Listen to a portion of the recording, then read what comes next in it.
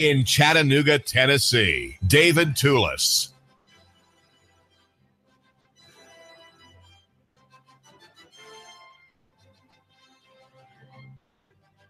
The Tuesday News Report tells about the delay in the public's petition for developing a bit of ground at the foot of Lookout Mountain where the old Mount Vernon restaurant was.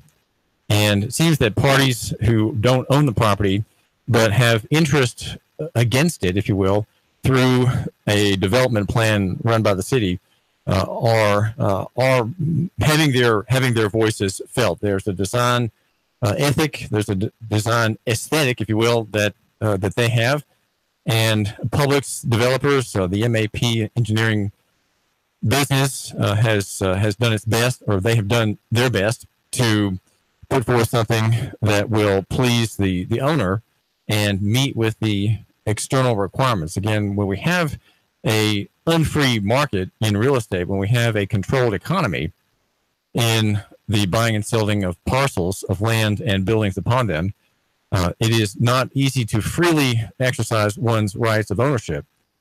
And when we have stories such as the one that I'm looking at here from yesterday's news cycle about the St. Elmo store, as it's called, one has to remember that the principle of liberty, the principle of freedom, is being violated, and the aesthetic demands, the aesthetic requirements, the requirements for beauty, I could put it that way, of other people other than the owner matter more. And these interests can delay. They can delay a project. They can kill a project. They can make so much noise against the design of a building with its parking and its possibly attendant stores that their interest can override the owner's right, or the developer's rights, I should say. And in a way, it's I don't disagree with the critics who say they want something that's more pedestrian friendly rather than a large block of a building with a vast parking lot just separated by the lot separated by a few trees and bushes. They may have a nice idea aesthetically, but I keep thinking, well, wait a minute. If there's a developer who is buying the land, all this, of course, contingent on certain approvals, buying the land, developing the land, and then renting it to Publix, why cannot they just do that and let things fall where they may? Because tastes change, cultures change, design concepts change over time, and buildings are torn down all the time to be replaced by ones with newer designs and newer themes. And can't we not just leave the marketplace to make these decisions and not have the good people here in Chattanooga make decisions for the market? The good people, as I would say, would be John Bridger at the Regional Planning Agency, the RPA, and with his bow tie. And you know that when the good people are in charge, especially if they have bow ties, they are the better sort. They are the elite. And indeed, they when they make appearances before the city council to discuss a rezoning variance petition, there is projected the bird's eye view that they have on a map, usually a Google Earth or a Google Maps image of the region or the part of the city that's the context of a particular lot change petition, and which is marked off in an orange line, kind of a not very well done squiggle line circling the property for which a variance has been requested. So John has his bow tie, and you know that if a man has a bow tie, he's smarter than other people, right? Well, this is David Toulis, the smartest guy with a bow tie in Chattanooga, and so I say that, of course, in jest. And people who are planners, people who are the better sort, right? They many of them don't have bow ties. Many of them don't wear sports jackets, and don't look they don't look like they're lawyers and doctors. They look like just common people, but they have authority over the rights of property of others. And so not having liberty, right? We don't have liberty, but we have zoning, and we have the sort of sclerotic results of zoning. There is a kind of dead hand on the future. Zoning puts a morte-main, if you will, which is the French for dead hand, a morte-main, or mort-main in French, on the future. And what we decide now is our authority and our theme, which is now called form-based coding, that will run into the next 75 years. We're suffering from the effects of old zoning theories now, which controlled the development of Chattanooga for decades. And so we don't mind that. And here again, when you have effectively what is socialism, it's hard often to measure the costs because the costs are pressed into the out years.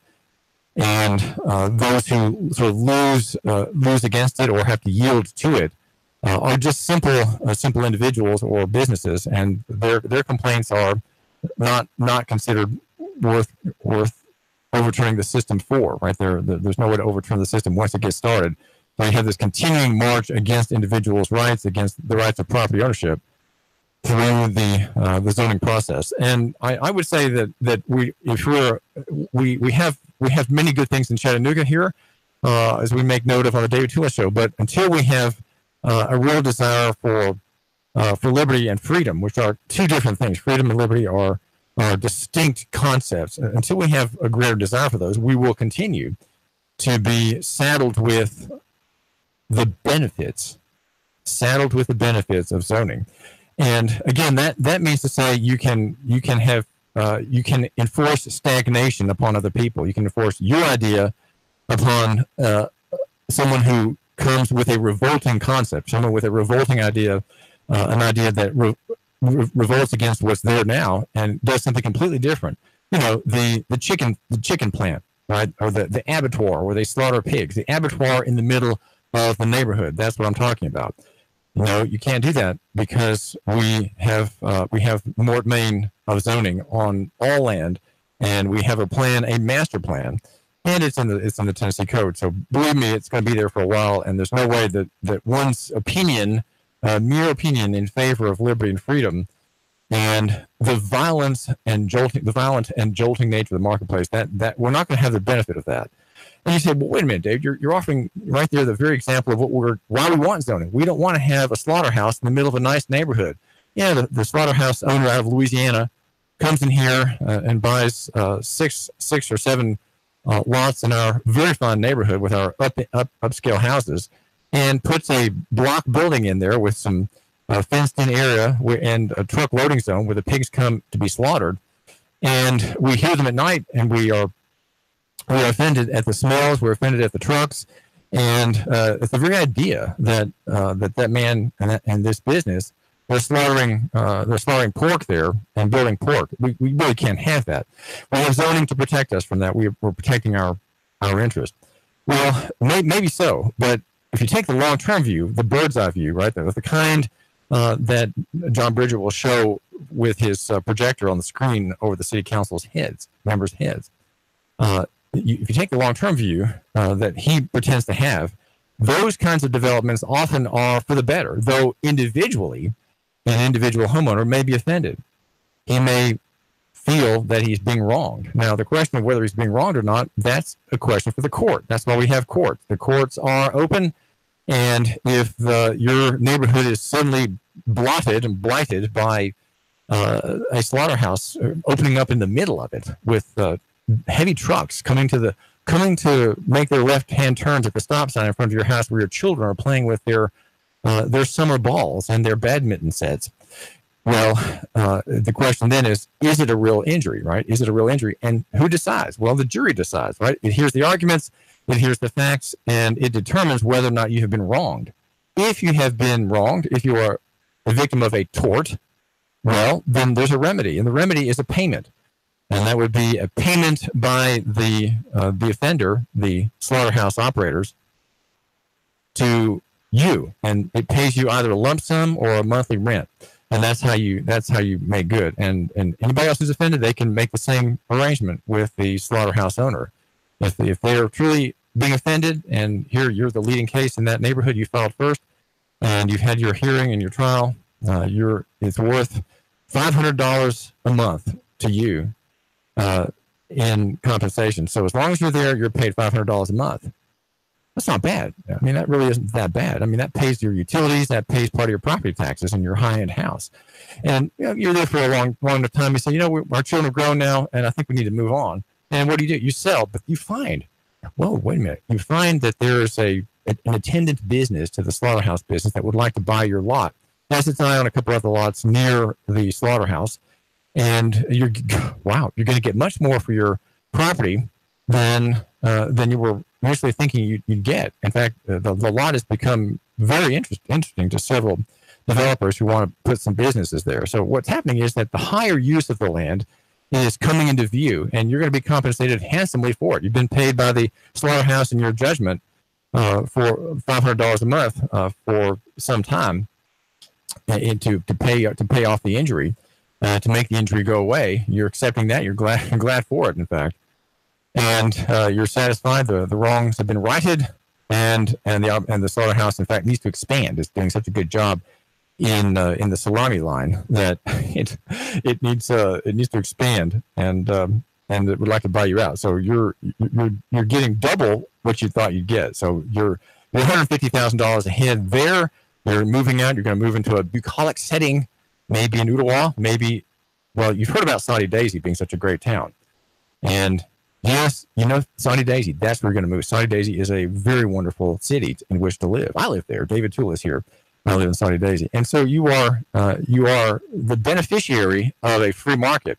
Yes, you had to deal with the occasional squeal you hear, as you can imagine the guillotine cutting off a recalcitrant mother pig's head and not quite cutting through the vertebra. And then it has to come down again to chop the head off. And you're concerned about that, and you heard that.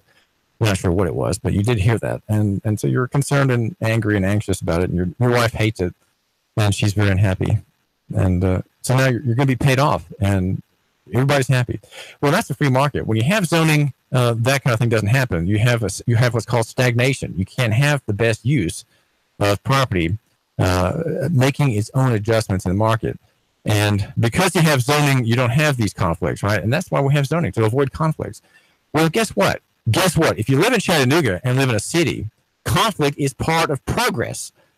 Think of all the instances where conflict changed things, like Vikings coming into Europe. Think of how Europe was changed by the thrusting of violence, if you will, of the Scandinavians coming in up the rivers in France and in Germany. There were many advantages of disturbances. Disturbances are how things get better. And I'm not saying bloodshed is good. Of course, I'm not saying that. But conflict and differences, that's where good things come from them, right? They may not be good in themselves. They may be oppressions to you. But in the idea of God's grace, I sometimes tell people who have been offended, say by cops, I say, well, look, you've been wronged, and you need to, if you claim to be a Christian, you need to claim God's grace in your life and make the best of it. These are words that I offer to Alan DeBerry, the young man in Red Bank who's being oppressed by criminal charges for using his phone to record police. He's a Christian man, and I said to him, Alan, make the best of this. You're being wronged, okay? You're clearly being wronged by the cops, and you're being wronged by the court system and the municipal government system of Red Bank, and the cop-caused riot at the gallery on May 6th. Make the most of it. So sometimes being wronged gives opportunity for good things, right? It gives opportunity for character growth, and you can help other people. You learn something in a wrong. You learn great things, and I've been wronged before, and I try to live out that discussion that I've often. I had the same conversation with Hanson Melvin, the talking while black man in 2016, who was perjured against by a Chattanooga police officer. And I wanted him to realize that he, in a way, was a representative of his people in being lied about and being harassed as his third child was about to be born. We had his court hearing the day of the birth of his child under a perjured case by the city police department, which was not handled correctly by the department, and which was allowed to go on, which even Neil Pinkston, the district attorney in Hamilton County, allowed to be given note of a crime for which there was no prosecution made against the officer in 2 cases. So we know that sometimes wrongs can be used. So life in the city sometimes has conflict, and that's what the court is for. Conflict. The court is there to ease conflict, to bring peace to the realm. That's what Chancery Court is. Chancery, rising from the 13th century role of men of God in the church, and bringing peace to the realm, settling disputes in the name of the king. The chancellor was working in the name of the king in the church and bringing peace. The court is for that. The court, and I think we're Americans. We're a litigious people, and yet on the other hand, we underestimate generally the value of courts, and because we distrust courts, and we somehow think that having to sue or being sued is an evil thing. Courts are where disputes should be settled in society. We don't need, in the end, at least in the Christian analysis, we don't need an executive branch, and we don't need a legislative branch, I would suggest, even though we've been taught from childhood that we have a 3-part government, and we need to have a body to make laws, and we need to have a body to enforce laws, and then we have that third body, the judiciary, to settle disputes and show how laws work themselves out in particular fact bases. Again, the number is 800-894-9, 800-8949, 800-8949. And I'll have with us in just a minute Dondre Anderson, who is running for the school board, a 19-year-old man.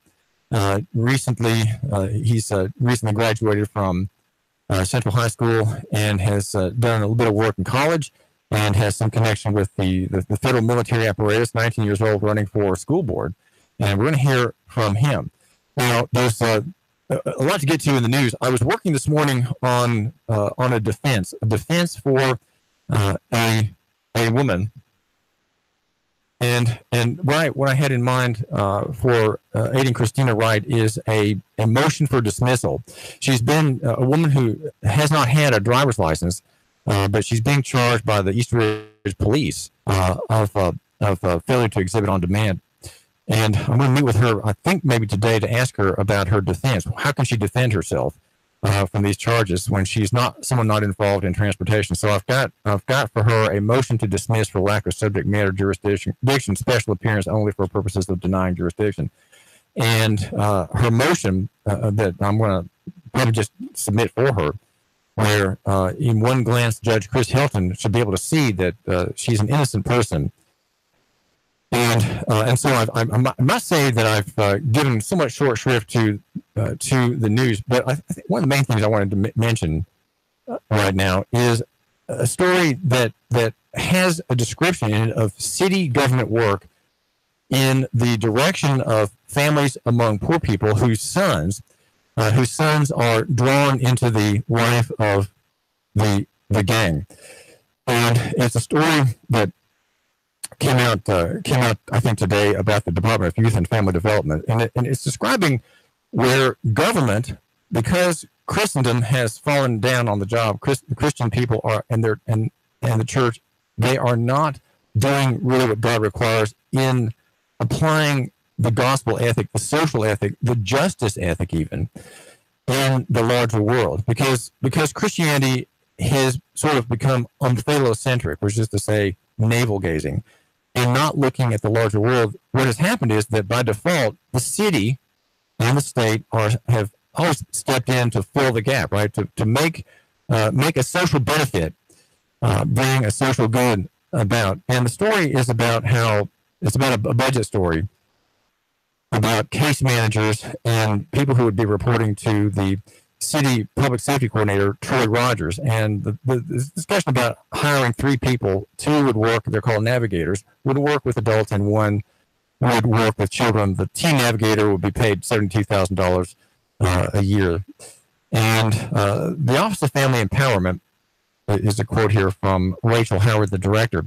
The Office of Family Empowerment provides holistic wraparound support to families by providing the tools and resources to help families achieve self-sufficiency, rather than focusing on bill payment and one-time emergency services. So we have families who are decapitalized. Often they are minority families and living in poor low-rent areas, right? We need to have low-rent areas, by the way. We don't want all areas to be upper crust with $900 or $1,200 a month rents. We want low rent areas, and they're you can tell that they're staggered by things like an auto repair, and they are, we might say, in a weak position. But the city has the idea of wraparound support. That is the work of grace. That is the work of the church. And are there not deacons in Chattanooga? Are there not elders in Chattanooga and the many Protestant churches here, even in the Catholic churches, where there's a continual interest in bringing the gospel of truth to families, and also practical advice, practical services, and educational encouragement. We'll be asking Andre Anderson about that. He's running for the school board, 19-year-old. There's more to talk about. We've got a lot to get to here on the David Toy Show. The number is 800-8949, 800-8949. Call me if you have a question. And I've got some important messages. Hang on. 3, 2, 1. Chattanooga Radio.